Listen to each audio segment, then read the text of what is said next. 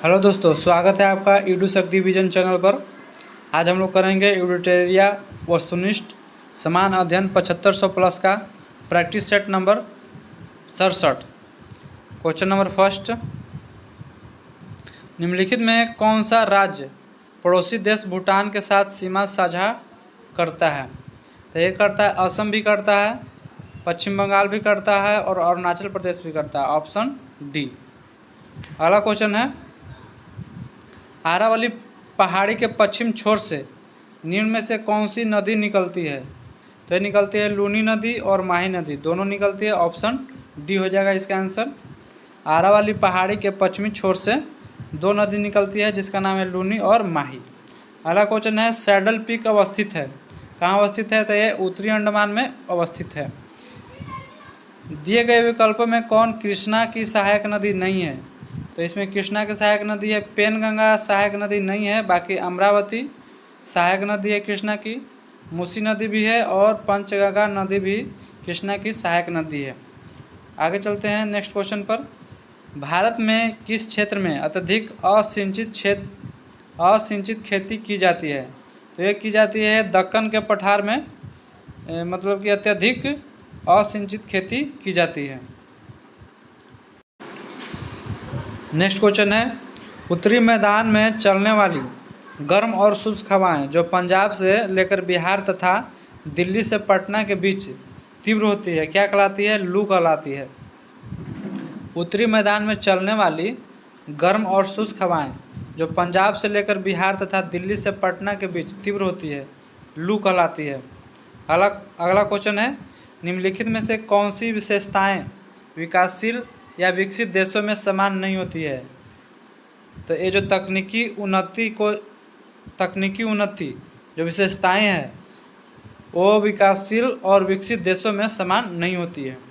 अगला क्वेश्चन है, जीएसटी किस प्रकार का कर है? तो यह एक अप्रत्यक्ष कर है। अगला है, सार्वजनिक क्षेत्र में विनिवेश को क्या कहते हैं? तो सार्वजनिक क्षेत्र में विनिवेश को निजीकरण कहा जाता है। अगला है, आय और उपभोग में किस प्रकार का संबंध है? तो ये जो है प्रत्यक्ष संबंध है आय और उपभोग में। अगला है, निम्नलिखित में कौन से घटक जलवायु परिवर्तन का मुख्य कारण है?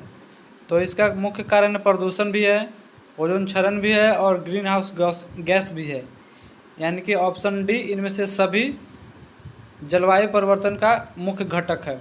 अगला है, क्योटो प्रोटोकॉल को किस वर्ष UNFCCC द्वारा स्वीकार किया गया था?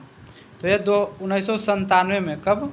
1997 में क्योटो प्रोटोकॉल को UNFCCC द्वारा स्वीकार किया गया था। अगला है, सुमेलित करना है।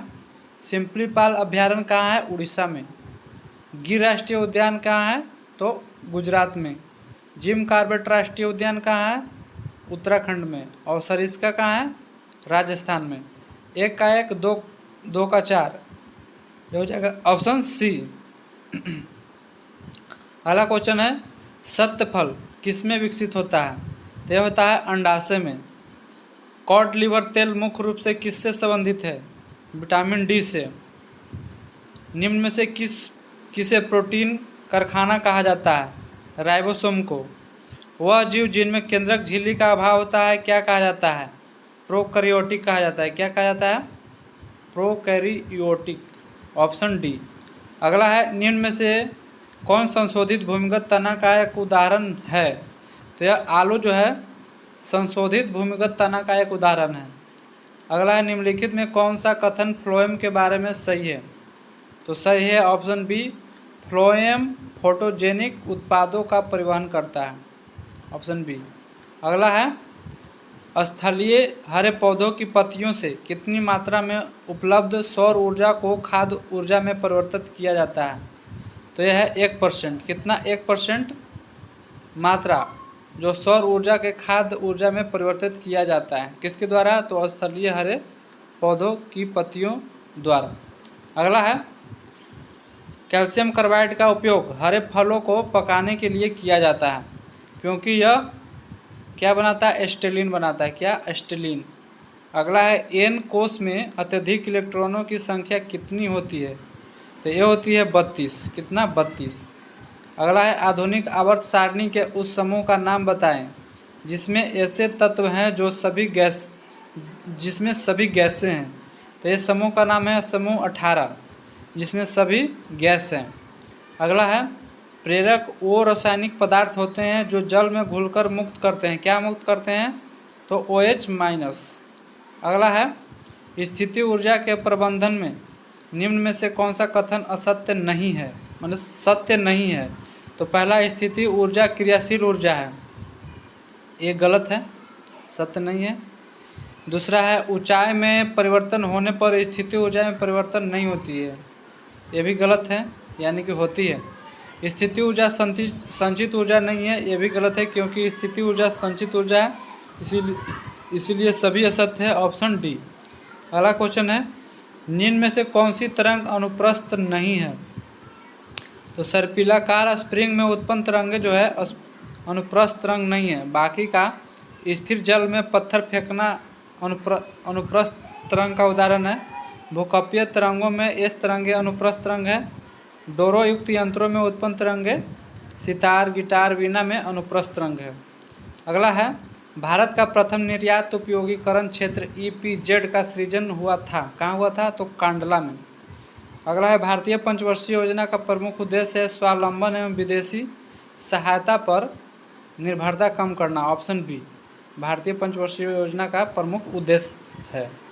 अगला है भारतीय चारागाह एवं चारा अनुसंधान संस्थान कहाँ स्थित है? तो ये जो झांसी में, भारतीय चारा एवं चारा अनुसंधान संस्थान झांसी में है। संविधान के किस अनुच्छेद के अंतर्गत किसी व्यक्ति के विदेश यात्रा के अधिकार को संरक्षण प्रदान करता है? तो अनुच्छेद 21 जो है संरक्षण प्रदान करता है। अगला है सेवा के अधिकार की अवधारणा सर्वप्रथम किस देश में प्रारंभ हुआ था? तो ये ब्रिटेन में हुआ था। आगे है भारत के राष्ट्रपति अपने शक्तियों का प्रयोग करते हैं सीधे अथवा अपने अधीनस्थ अधिकारियों द्वारा। अगला क्वेश्चन निम्नलिखित में कौन एक गैर संवैधानिक निकाय है? तो राष्ट्रीय मानवाधिकार आयोग, केंद्रीय अन्वेषण ब्यूरो और लोकपाल। 1, 3 और 4 ये सभी जो है गैर संवैधानिक निकाय हैं। जनसंख्या नियंत्रण एवं परिवार नियोजन संविधान के 7वीं अनुसूची के किस सूची का विषय है? तो समवर्ती सूची का विषय है जनसंख्या नियंत्रण एवं परिवार नियोजन। अगला है राज्य सरकार का कार्यकारी अध्यक्ष या संवैधानिक प्रमुख कौन होता है? तो राज्यपाल होता है। निम्नलिखित में से किस समिति आयोग ने न्याय पंचायत के गठन की सिफारिश की है? तो अशोक मेहता समिति ने। अगला है सूची 1 और सूची 2 को मिलाना है। मंत्रिमंडल सरकार कहाँ से लिया गया? ब्रिटेन से। केंद्र राज्य संबंध कनाडा से। आपात उपबंध जर्मन से और मूल अधिकार अमेरिका से। तो 1 का 1, 2 का 2, 3 का 3, 4 का 4 ऑप्शन ए। अगला है सल्तनत काल में राजस्व विभाग का प्रमुख क्या कहलाता है? ये वजीर कहलाता है। 4 बाग बनाने की परंपरा की शुरुआत किस शासक के समय हुई थी? तो अकबर के समय में। आगे है मंदसौर अभिलेख निम्न में से किस शासक से संबंधित है? तो यह है यशोवर्मन से।